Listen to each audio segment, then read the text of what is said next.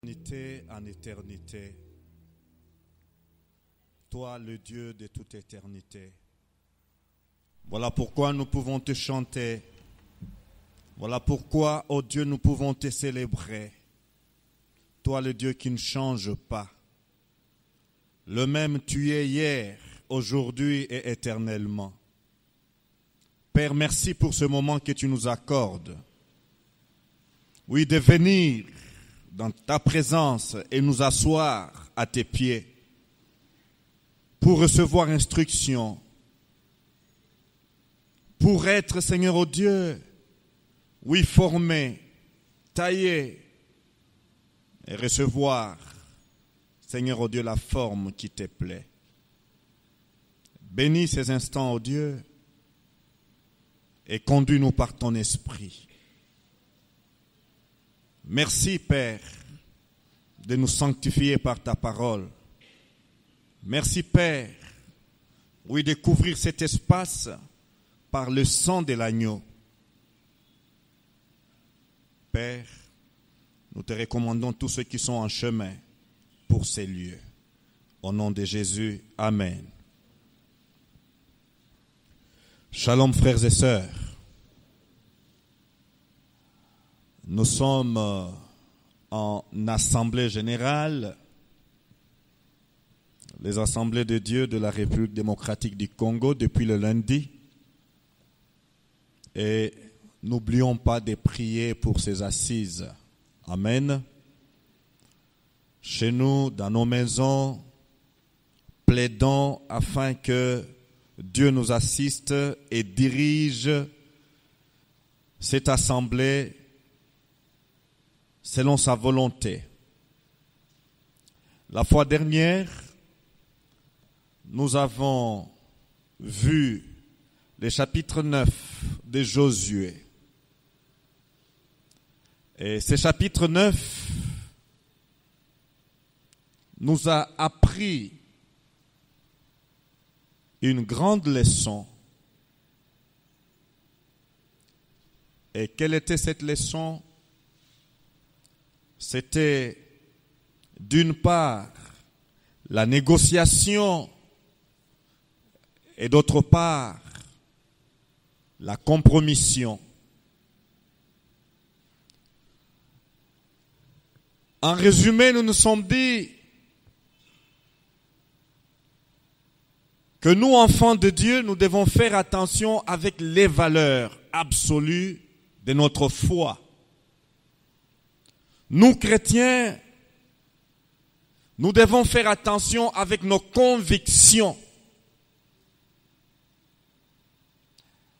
Nos convictions sont, entre autres, les vérités fondamentales. Nous avons un livre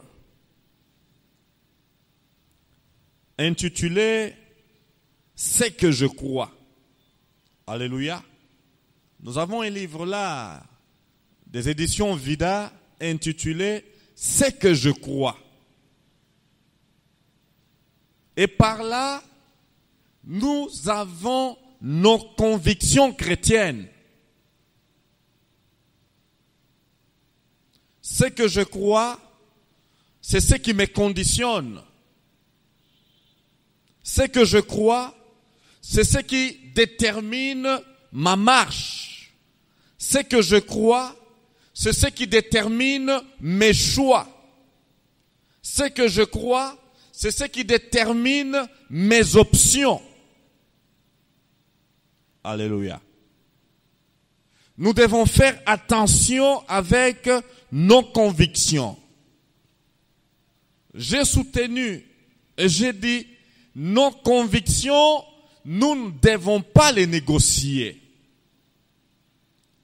Nos convictions ne sont pas des couleurs. J'aime le noir, oui, je peux changer. À un moment donné, je peux laisser le bleu pour préférer le rouge. À un moment donné, je peux laisser le rouge pour préférer telle autre couleur. Non.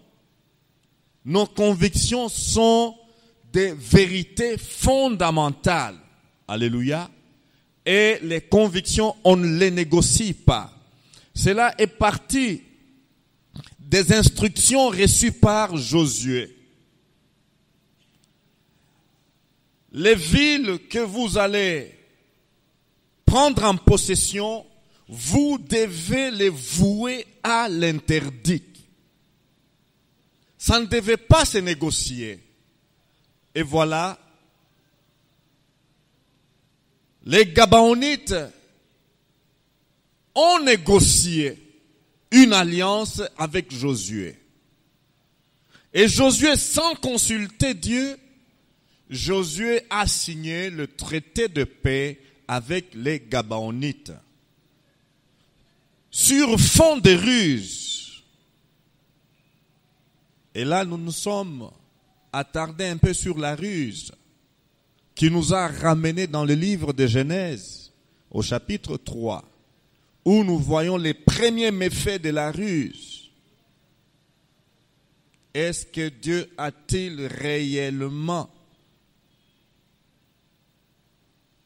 interdit de manger?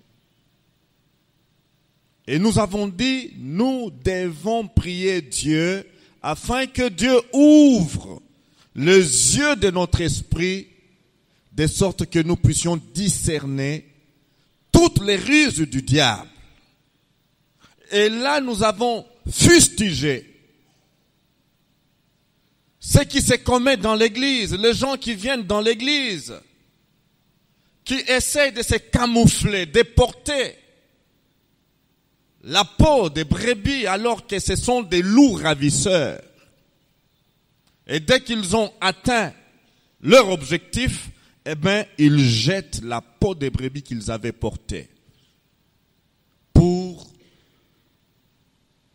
présenter à la face du monde leur nature, leur véritable nature. Lorsque nous nous mettons à négocier les valeurs fondamentales, nos convictions, nous compromettons notre mission. Avons-nous souligné? Et nous allons voir les implications de ces traités de paix que Josué a accepté de signer sans pour autant consulter l'Éternel. Nous passons au chapitre 10 ce soir. Adoni-Tsédek, Josué chapitre 10, roi de Jérusalem, apprit que Josué s'était emparé de Haï et l'avait voué à l'interdit, qu'il avait traité Haï et son roi comme il avait traité Jéricho et son roi, et que les habitants de Gabaon avaient fait la paix avec Israël et demeuraient au milieu d'eux. Il eut alors une forte crainte, car Gabaon était une grande ville, comme une des villes royales, plus grande même que Haï. Et tous ces hommes étaient vaillants. Adoni-Tsédek, roi de Jérusalem, envoya dire à Oham, roi de Hébron, à Piréam, roi de Yarmout, à Yaphia, roi de Lachish, et à Débir, roi d'Eglon, montez vers moi et aidez-moi afin que nous frappions Gabaon, car elle a fait la paix avec Josué et avec les Israélites. S'étant unis 5 rois des Amoréens, le roi de Jérusalem, le roi de Hébron, le roi de Yarmout, le roi de Lachish, le roi d'Eglon, montèrent avec toutes leurs armées. Ils établirent leur camp devant Gabaon et l'attaquèrent. Les gens de Gabaon envoyèrent dire à Josué, au camp de Gilgal, n'abandonne pas tes serviteurs, monte vers nous, Anath, délivre-nous, donne-nous du secours. Car tous les rois des Amoréens qui habitent La montagne se sont coalisées contre nous. Josué monta de Gilgal, lui et tous les gens de guerre, avec lui et tous les vaillants guerriers.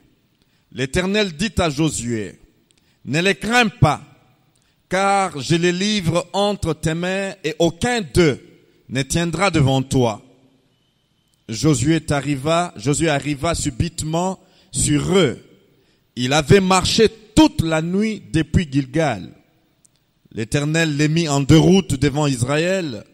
Il leur porta un coup décisif à Gabaon, le poursuivit sur le chemin qui monte à Beth-Horon et les battit jusqu'à Azekah et à Makeda. Dans leur fuite devant Israël, voici ce qui arriva quand ils furent à la descente de Beth-Horon. L'Éternel fit tomber du ciel sur eux des grosses pierres jusqu'à Azekah, et ils périrent. Ceux qui mourirent par les pierres des grêles furent plus nombreux que ceux que les Israélites tuèrent par l'épée. Alors Josué parla à l'Éternel le jour où l'Éternel livra les Amoréens aux Israélites, et il dit en présence d'Israël, « Soleil, tiens-toi immobile sur Gabaon, et toi lune sur la vallée d'Adjalon. » Et le soleil s'éteint immobile, et la lune s'arrêta, jusqu'à ce que la nation eût tiré vengeance de ses ennemis. Cela est écrit dans le livre du juste. Le soleil s'arrêta au milieu du ciel et ne se hâta point de se coucher presque tout un jour. Il n'y a pas eu de jour comme celui-là, ni avant, ni après, où l'Éternel ait écouté la voix d'un homme, car l'Éternel combattait pour Israël, et Josué et tout Israël avec lui retourna au camp à Gilgal. Amen. Frères et sœurs, une longue lecture qui vaut la peine. Nous avons comme leçon importante dans cette portion que nous venons de lire l'intégrité de Josué. Et nous allons le voir alors que nous allons évoluer dans ces textes. La première réalité que nous voyons dans ces passages, c'est quoi? C'est la réaction d'Adoni-Tzedek. J'ai essayé de chercher la signification de ce nom, Adoni-Tzedek. Adoni-Tzedek veut dire « Mon Seigneur est juste ». Alléluia. Ces rois qui s'opposent et qui s'en va en guerre contre Gabaon et contre Israël, son nom signifie « Mon Seigneur est juste ». Notre Dieu est juste. Mais voilà, comme qui dirait une ironie, lui qui porte le nom de Dieu, le Dieu de justice, mais s'en va en guerre contre ceux-là qui ont fait la paix avec le peuple de Dieu. Où est l'essence de la justice? Alléluia. Adoni-Tzedek veut dire « Mon Seigneur est juste ». Ce roi est en colère. Il a d'abord appris ce que Israël a fait à Haï. Il a encore en mémoire ce que Israël a fait contre Jéricho. Et il apprend que Gabaon, le peuple de Gabaon, a signé un traité de paix avec Israël. Alors, il n'a pas compris. Il dit, pourtant Gabaon est un peuple de vaillants guerriers. Gabaon n'est pas comme Haï, ces petits peuples. Mais comment ces vaillants guerriers peuvent, au lieu de combattre contre Israël, comment va-t-il signer un traité de paix avec Israël?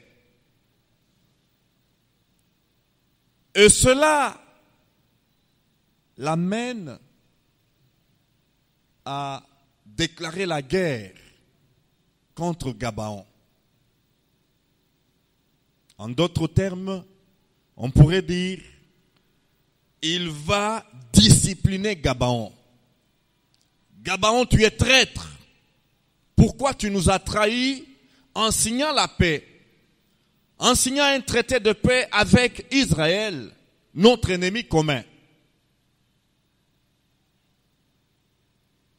Frère, ceci, qu'est-ce que ça peut traduire?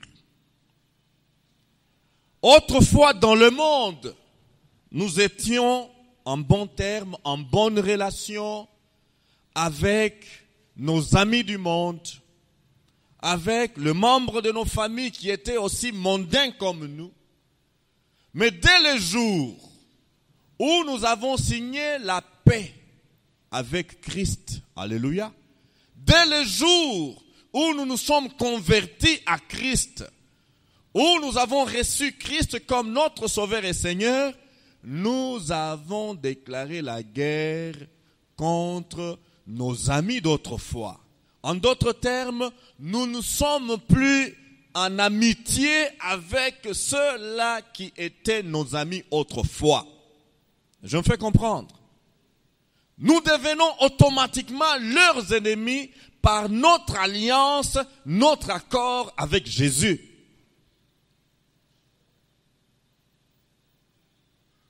Voilà, ils étaient autrefois contents avec nous lorsque nous entrions avec eux ensemble dans ces lieux de tolérance, lorsque nous allions ensemble dans des boîtes de nuit, alors nous étions de bons amis.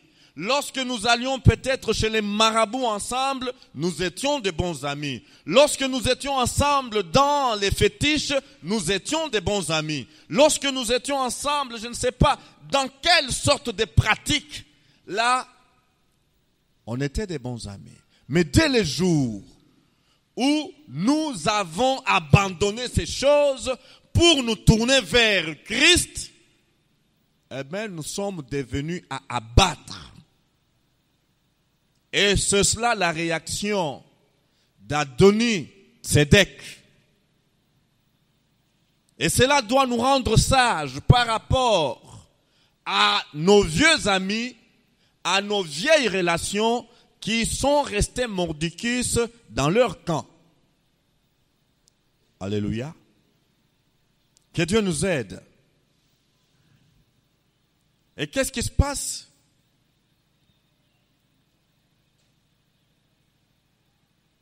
Le verset 2 nous dit, il eut alors une forte crainte. Et là, je me souviens, nous avons parlé de cette crainte, cette terreur que l'Éternel, oui, la terreur inspirée par Israël. Exode 15, 14 nous dit, le peuple la prenne et il tremble. La terreur s'empare des Philistins. Exode 15, 15 nous dit, les chefs d'Édom s'épouvantent. Un tremblement saisit les guerriers de Moab. Tous les habitants des Canaan tombent en défaillance. Alléluia. Lorsque les gens, je le répète bien, voient ce que Dieu opère dans la vie de ses enfants, c'est la terreur que nous dégageons autour de nous. Alléluia. C'est la terreur que nous dégageons autour de nous. Et je l'ai dit autrefois, est-ce que c'est une expérience que nous vivons ou bien ce sont les autres qui nous terrorisent? Alléluia. Est-ce que ce sont les autres qui nous terrorisent ou bien les autres sont en défaillance à notre présence? Dès que nous approchons ou dès qu'ils sentent que nous sommes là, eh bien, ils se sentent déjà en défaillance. Exode 15:16 nous dit, la crainte et la frayeur les surprendront. Par la grandeur de ton bras, ils deviendront muets comme une pierre, jusqu'à ce que ton peuple soit passé, ô Éternel, jusqu'à ce qu'il soit passé, le peuple que tu as acquis. Amen. Que Dieu nous aide à vivre cette expérience. Alléluia. Que le Seigneur nous aide à vivre cette expérience en tant qu'enfant de Dieu, en tant qu'Église. Nous n'avons pas besoin, nous n'avons pas droit d'être terrorisés, nous enfants de Dieu. Au contraire, les autres autour de nous doivent se sentir terrorisés par la présence de l'Église, par la présence d'un enfant de Dieu. Eh bien, ceux qui sont encore dans les ténèbres doivent se sentir malmenés ou menacés. La terreur a saisi donc Adoni-Tsédek, et devant cette terreur, cette frayeur, il le dit même, comment est-ce possible? Car Gabaon était une grande ville, comme une des villes royales, plus grande même que Haï. Et tous ces hommes étaient vaillants. Alléluia. Adoni-Tsédek ne pouvait pas se l'expliquer, ne pouvait pas comprendre qu'un si grand peuple, un peuple de vaillants, puisse, comment, se mettre à genoux devant Israël et signer un traité de paix avec. Comme leçon, il dit, je dois faire une coalition avec mes amis pour discipliner Gabaon. Alors là, il contracte, il consulte, il concerte, diplomatie, il envoie des émissaires aller trouver les secours de tel État, aller trouver, demander secours, que nous puissions faire une coalition, une alliance. 5 rois contre Gabaon et Israël. Et la Bible nous dit, verset 5, s'étant unis. Et ici, nous devons toujours avoir à l'esprit combien dans le monde des ténèbres, les esprits méchants et impurs se coalisent pour menacer et attaquer les enfants de Dieu. Je me fais comprendre. Et nous devons être sur nos gardes, frères et sœurs. Quelque part, Jésus a dit que quand on chasse un esprit mauvais, il s'en va chercher 7 autres plus virulents que lui. Et lorsqu'ils vont revenir et trouver que la maison n'était pas occupée, ils vont cette fois-ci venir pour prendre possession de cette maison, de cette vie, plus que la possession antérieure. Alors, cherchons à ce que l'Esprit de Dieu occupe pleinement sa maison. Nous sommes le temple du Saint-Esprit. Amen. Voilà, la coalition est faite et ils montent contre Gabaon et Israël. Ils établirent leur camp devant Gabaon et l'attaquèrent. Eh bien, les combats étaient déclarés, la guerre était déclarée. Que vont faire les Gabaonites? Verset 6. Les gens de Gabaon envoyèrent dire à Josué au camp de Gilgal, n'abandonne pas tes serviteurs, monte vers nous en hâte, délivre-nous, donne-nous du secours, car tous les rois des Amoréens qui habitent la montagne se sont coalisés contre nous. Alléluia. Voilà pourquoi nous allons parler de l'intégrité de Josué. Josué a signé un traité de paix malgré contre lui et à son préjudice. Ce traité n'était pas avantageux pour lui.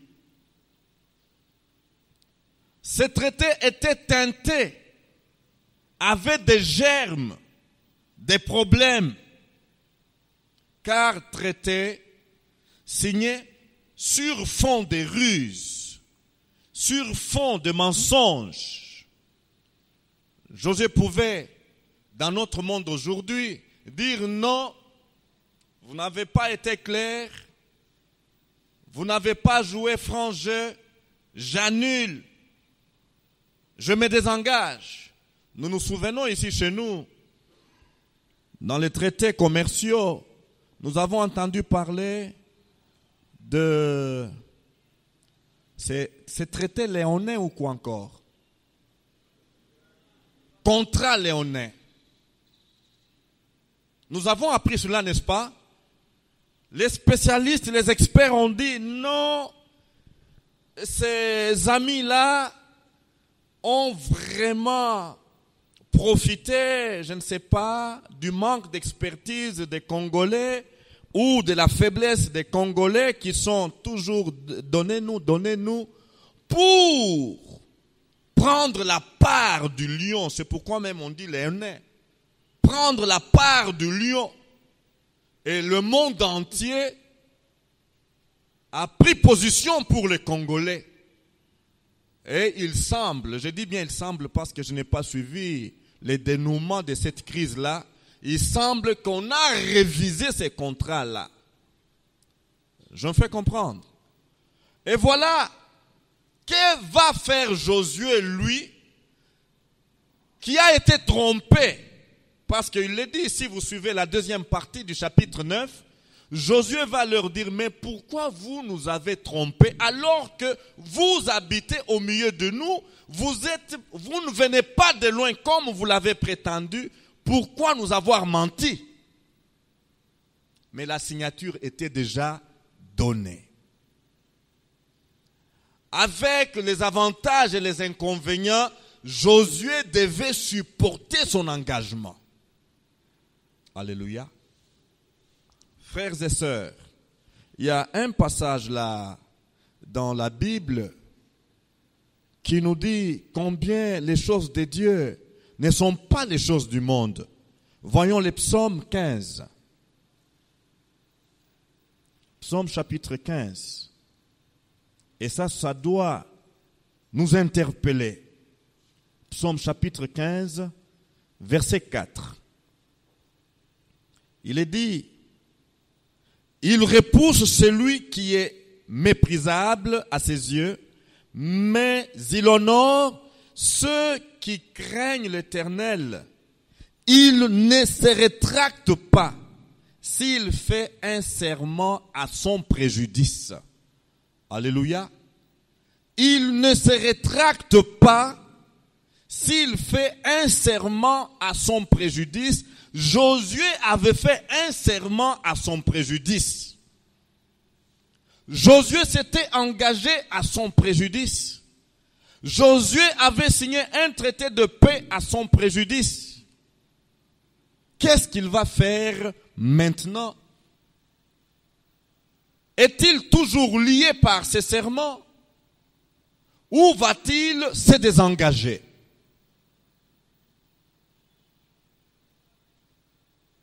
Combien, bien-aimés, lorsque nous disons que nous sommes enfants de Dieu, nous devons apprendre à peser nos mots. Nous devons apprendre à peser nos paroles. Nous devons apprendre à évaluer nos engagements, nos promesses même, à évaluer nos déclarations. Josué a pris cet engagement d'une manière légère. Nous l'avons vu la fois passée, sans consulter Dieu. Il a signé la paix avec le peuple qui devait être voué à l'interdit. Parce que ce peuple était venu vers lui dans un état lamentable, dans un état pitoyable, dans un état de faiblesse. Ils s'étaient habillés en haillons et ils sont venus avec des provisions qui témoignaient leur faiblesse et leur souffrance. Et ils ont même proposé ces provisions à Josué. Josué qui n'a pas hésité et qui a pris ces provisions-là pour enfin signer le traité de paix. Et il a fait le serment au nom de l'Éternel. J'en fais comprendre. Josué, le traité de paix qu'il a signé avec les Gabaonites, c'était au nom de l'Éternel. Frères et sœurs, que Dieu nous aide dans les engagements que nous prenons à gauche et à droite. Que Dieu nous aide dans les promesses que nous faisons à gauche, à droite. Et nous ne le dirons jamais assez. Lorsque nous promettons fidélité jusqu'à ce que la mort vienne nous séparer. Lorsque nous promettons fidélité jusqu'à ce que Christ vienne enlever son Église. Et qu'en cours de chemin, pour telle raison ou tel autre motif, nous cassons cette alliance de fidélité. Nous rejetons, nous marchons sur cet engagement de fidélité. Non seulement nous le cassons, mais nous allons au-delà. En trichant et en allant dans la vie d'infidélité. Mettez-vous alors à la place de Dieu. C'est Dieu de fidélité. Que le Seigneur nous aide à comprendre ce que nous sommes et le profil que Dieu attend de nous. Que va faire Josué? Les Gabaonites l'ont appelé au secours. Le verset 7, la Bible nous dit, Josué monta de Gilgal, lui et tous les gens de guerre avec lui et tous les vaillants guerriers. Alléluia. Voilà le sens de l'engagement. J'avais promis non seulement que je vous laisserai en paix, mais la paix signifie aussi vous défendre et vous protéger. Alléluia. Vous sécuriser, c'est ça la paix. La paix ne signifie pas seulement que je ne veux pas t'attaquer, je ne veux pas te menacer, mais la paix signifie bien plus, je veux te sécuriser. Alléluia. Je m'engage à te sécuriser. Je m'engage à te défendre. Je m'engage à te protéger. Et Josué est appelé à voler au secours des Gabaonites. Il s'élève, lui, les guerriers, les vaillants guerriers. Verset 8. L'Éternel dit à Josué, ne les crains pas, car je les livre entre tes mains et aucun d'eux ne tiendra devant toi. Alléluia. Et ça, c'est une parole qui revient sans cesse dans la campagne de Josué. Dieu dit toujours à Josué, je les livre entre tes mains. Il lui donne toujours cette parole d'encouragement. Combien nous avons besoin de nous approprier de cette parole d'encouragement chaque jour. Alléluia. Ne les crains pas, je les livre entre tes mains et aucun d'eux ne tiendra devant toi. Alléluia. Aucun d'eux ne tiendra devant toi. Mon frère, qu'est-ce que tu redoutes? Qui est-ce que tu redoutes? Qui t'effraie? Qu'est-ce qui t'effraie? Qui a l'ascendance sur toi? Qui te donne des insomnies? Qui te donne des nuits blanches, de passer des nuits blanches? Dieu te dit, comme l'a dit à Josué, ne les crains pas car je les livre entre tes mains et aucun d'eux ne tiendra devant toi. Amen. Ça, nous devons nous approprier cette parole. Josué arriva subitement sur eux. Il avait marché toute la nuit depuis Gilgal. Et c'est là qui me fait toujours dire que cet homme connaissait l'art militaire, parce que souvent on le voit prendre des initiatives militaires. Dieu ne lui a pas dit de marcher la nuit seulement, mais il a jugé le bon sens. Amen. Le bon sens. Voilà, il faut surprendre ces gens en marchant la nuit. Alléluia.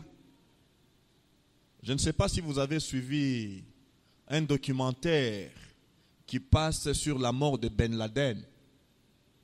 Vous l'avez suivi? De nuit, l'opération est étudiée, peaufinée, montée, tout. Ça doit se faire nuitamment. Alléluia. Combien cela doit nous apprendre à veiller la nuit. Alléluia. Oui. À dormir. Comment? À l'abri du Très-Haut. Alléluia. Ne pas passer toutes ces nuits comme nous l'entendons, combat. Non. Je veux bien dormir ma nuit, mais à l'abri du Très-Haut. C'est-à-dire, je veux être sûr qu'il n'y a pas une brèche par laquelle l'ennemi peut m'attaquer et m'atteindre. Parce que les forces du mal, les esprits méchants et impurs, c'est la nuit qu'ils font leur travail. Je me fais comprendre? Et nous avons besoin, enfants de Dieu, d'être sûrs que voilà, je suis à l'abri du Très-Haut. Je suis dans le refuge de l'Éternel. Alléluia. Que Dieu nous aide. Et Josué a mené donc sa marche nuitamment.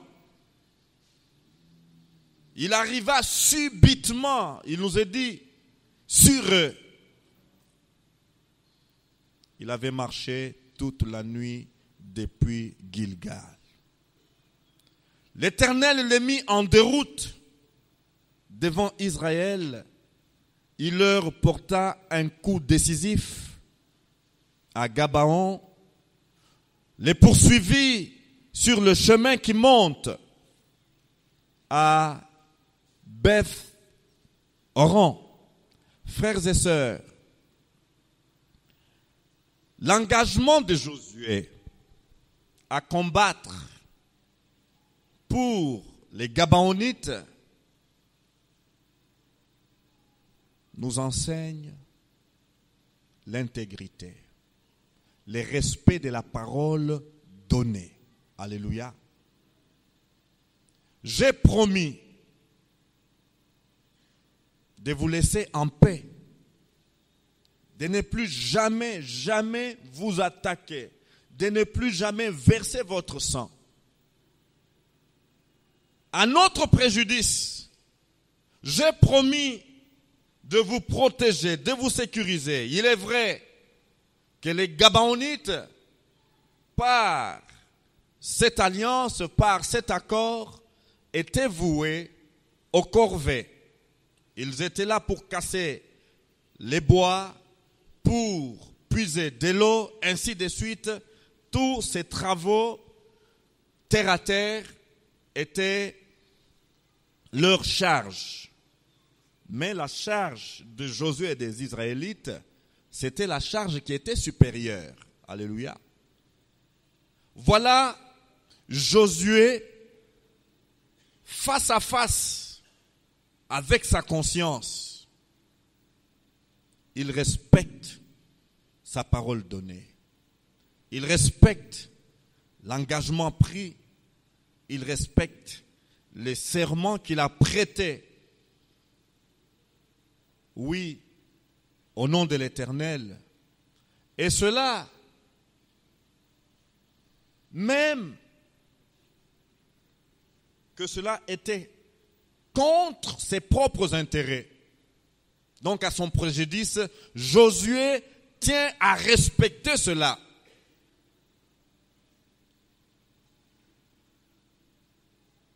Et c'est là que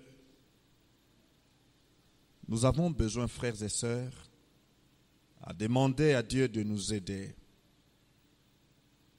L'intégrité, l'honnêteté.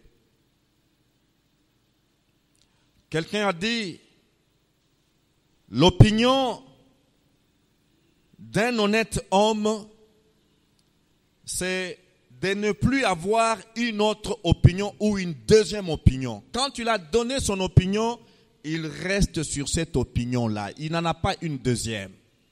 Alléluia. Il n'en a pas une deuxième. Même s'il l'avait donné d'une manière imprudente, comme Josué. Josué est resté sur cette opinion-là qu'il avait donnée. Je promets de vous sécuriser. Et cela lui coûte. Voilà ce que nous devons savoir. Ça coûte, frère. Pour avoir signé ce traité, et voilà, Josué doit mobiliser les troupes, doit mobiliser les munitions. Il doit donc engager toutes ses forces pour aller combattre. Combattre pour qui? Pour ces rusés Gabaonites. Combattre pour qui? Pour ces menteurs Gabaonites. Combattre pour qui? Pour ces escrocs Gabaonites. Combattre pour qui? Pour ces perfides Gabaonites. Pourquoi? Il avait donné sa parole. Alléluia. Il avait donné sa parole. Non, je regrette, je m'excuse, je n'avais pas bien réfléchi, c'est-à-dire, non. Tu as dit, la Bible nous dit, que ton oui soit oui, que ton non soit non. Tout ce qu'on y ajoute vient du diable. Alléluia. Pas de troisième voie, oui, oui, non, non. L'intégrité, frères et sœurs. Nous avons ici l'image. Pensez un peu. Si Josué avait failli à l'engagement pris, quelle image donnerait-il? Lui en tant que dirigeant. Alléluia. S'il avait failli à son engagement pour dire non, non, non, non, Gabaonite, je regrette. C'est vrai, j'avais donné, mais lorsque je suis rentré en moi-même, et puis lorsque nous avons discuté avec les officiers supérieurs, nous avons décidé de ne plus. Quelle image resterait-il à Josué? Frères, là nous avons ce que je peux dire, la loi de l'image ou les principes de l'image. Alléluia. L'image que les gens gardent de vous. Le jour où vous avez donné les serments, le jour où vous avez prêté serment, les gens ont eu une image, n'est-ce pas? Lorsque nous sommes ici, je promets, oui, si tel est le vœu que tu donnes devant Dieu, devant son peuple et devant toutes les familles, faites-le nous entendre par un oui audible de nous tous. Oui, je le veux. Une image est entrée là. N'est-ce pas vrai? Quelle image d'un homme fidèle. Quelle image d'une femme fidèle à son vœu. Alors pensez que quelques années après, devant les vicissitudes de la vie, devant les réalités de la vie, non, écoutez, c'était pas la volonté de Dieu, c'était juste donc la chair qui m'avait poussé à épouser cette femme, à épouser cet homme. C'était la chair, c'était pas, sincèrement parlant, c'était pas la volonté de Dieu. Quelle est l'image que tu donnes maintenant? Que tu raisonnes ou que tu réfléchis de la sorte? Quelle image? Alléluia. Par rapport à la première image que tu avais laissée lors de la prestation du serment, lors de l'échange de vœux, lors de l'engagement dans les livres d'or. Alléluia. Et lorsque tu viens te dire par après, quelle image reste-t-il?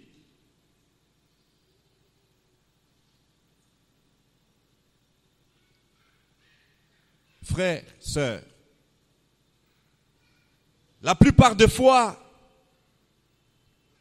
les gens font ce que les gens voient.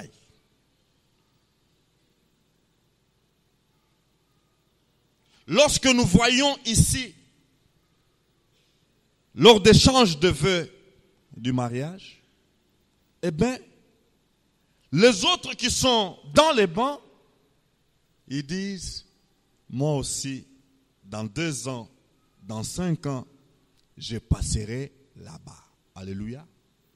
Parce qu'ils ont vu une bonne image, un sens d'engagement, un sens de respect, un sens de crainte de Dieu.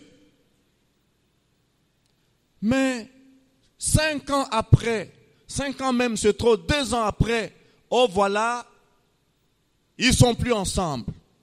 Qu'est-ce que les gens vont se dire? Nous avons besoin, frères et sœurs,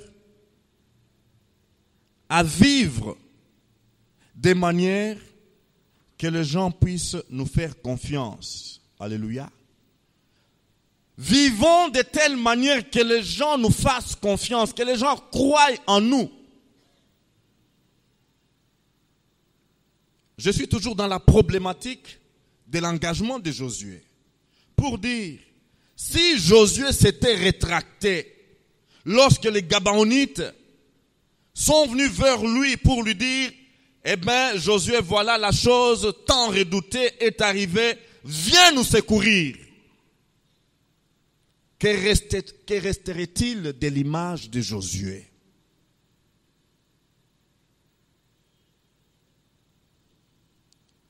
L'intégrité, frères et sœurs, Dieu apprécie l'intégrité. Alléluia. Dieu apprécie l'intégrité. Dans Genèse 6, verset 9, parlant de Noé, il est dit, Noé était un homme juste et intègre parmi ses contemporains. Noé vivait dans un temps bizarre, un temps de relâchement moral et spirituel. Je peux dire, pire que le temps où nous sommes en train de vivre. Mais le Dieu de Dieu était sur lui. Alléluia. Noé était un homme juste et intègre parmi ceux, parmi ses contemporains. L'intégrité. Et Dieu l'exige à ses enfants, l'intégrité.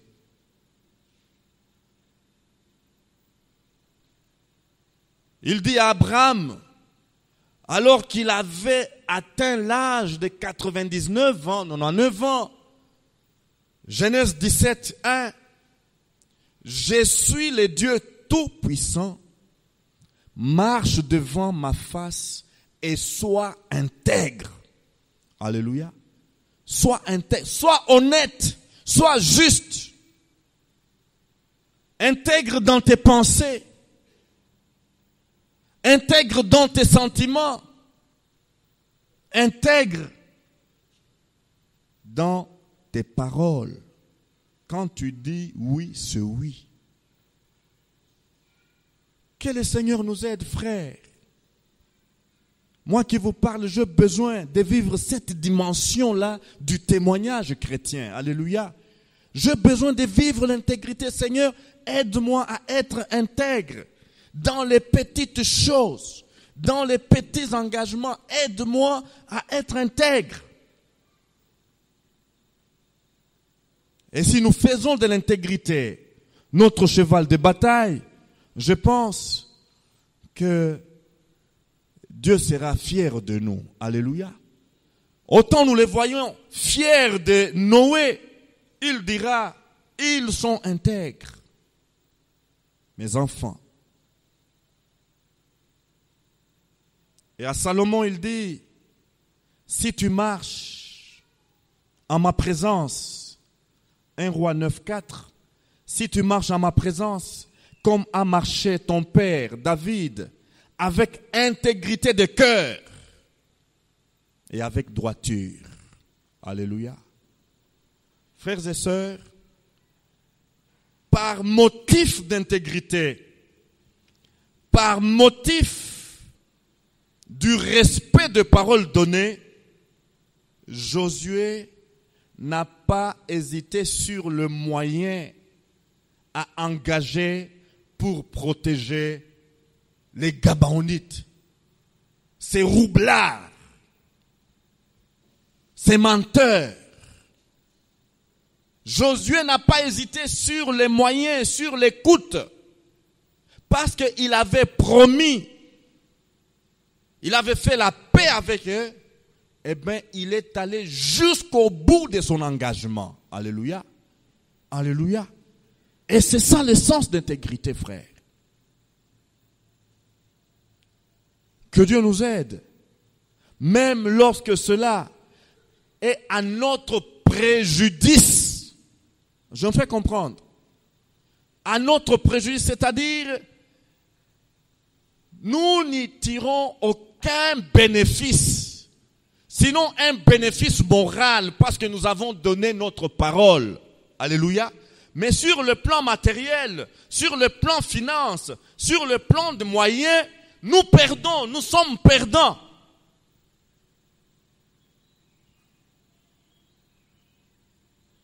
Mais parce que, enfants de Dieu, enfants de lumière, devant vivre ce qu'il dit, eh bien, Seigneur, aide-moi à accomplir ma promesse. Aide-moi à accomplir la tâche. Aide-moi à faire ce que j'ai promis de faire. Et parce que Josué a agi pour la gloire de Dieu. Pourquoi j'ai dit la gloire de Dieu? Le respect de la parole donnée. Eh bien, qu'est-ce que Dieu dit? Eh bien, je suis avec toi. Alléluia. Je suis avec toi. Dieu lui donne une parole d'encouragement, une parole d'invincibilité. Ne les crains pas. Alléluia. Lorsque nous agissons de cette manière, lorsque nous agissons par motif d'intégrité, Dieu sera de nos côtés. Dieu sera pour nous. Dieu combattra pour nous. Ça sera le combat de Dieu. Amen. Et qu'est-ce que nous voyons pour dire que c'est le combat de Dieu?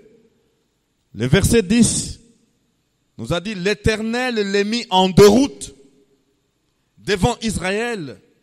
Il leur porta un coup décisif à Gabaon, le poursuivit sur le chemin qui monte à Beth-Horon, et nous voyons là comment ce que nous appelons aujourd'hui bombe ceci, bombe cela, Dieu a fait comment usage de pierres. Alléluia.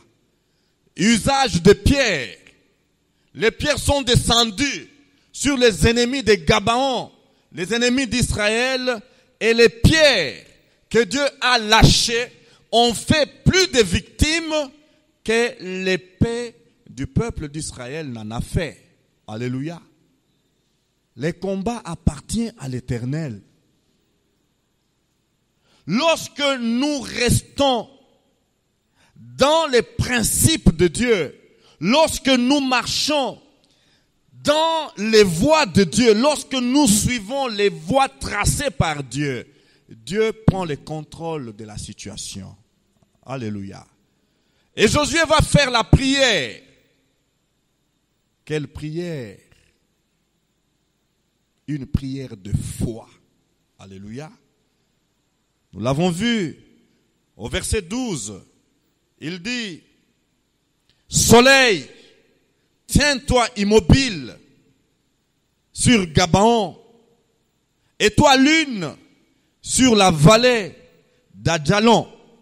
Et le soleil s'éteint immobile et la lune s'arrêta jusqu'à ce que la nation eut tiré vengeance de ses ennemis. Alléluia. Josué devait terminer la tâche, devait mettre fin à la guerre ce jour-là.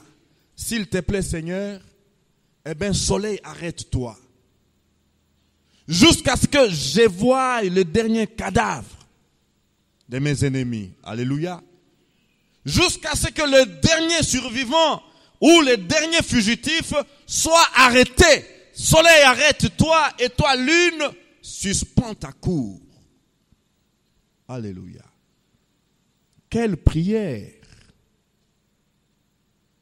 La Bible nous dit que ce jour-là, c'est un jour unique où Dieu a exaucé la prière d'un homme de cette manière-là. Alléluia. C'est pour dire que Dieu écoute la prière de ses enfants. Amen. Dieu écoute la prière, et ceci doit nous inciter à parler à Dieu, quels que soient les combats, quelles que soient les difficultés, quels que soient les problèmes. Nous avons intérêt à parler à Dieu et non pas murmurer, aller ici murmurant, aller là-bas murmurant. Non, parlons à Dieu. Alléluia. Les miracles s'est opéré dans le ciel pour témoigner la toute-puissance du Dieu vivant. Amen. Et nous voyons de telles manifestations dans la Bible. Pour la guérison d'Ézéchias, vous pouvez lire à la maison. Dans 2 Rois, chapitre 20, versets 9 à 11.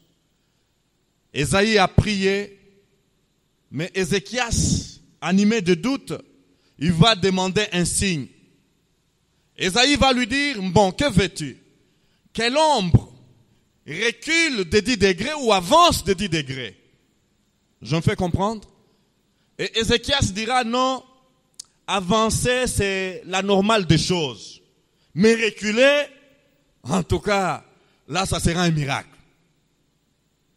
Alors Ésaïe dit, ok, tu as demandé que l'ombre recule de 10 degrés, eh bien, observe. Et ce jour-là, la prière d'Ésaïe fut exaucée.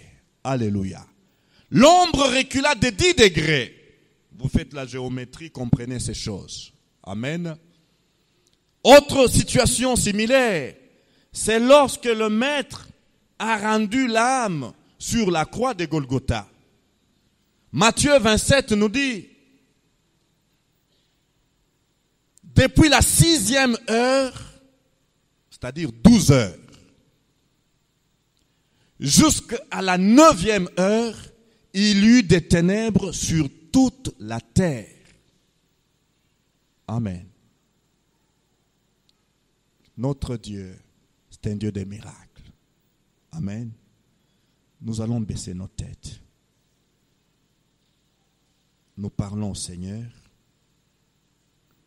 Qu'en est-il de tes engagements? Qu'en est-il de tes serments? Qu'en est-il de tes promesses, mon frère et ma sœur? Je demande au pasteur Mbele d'avancer.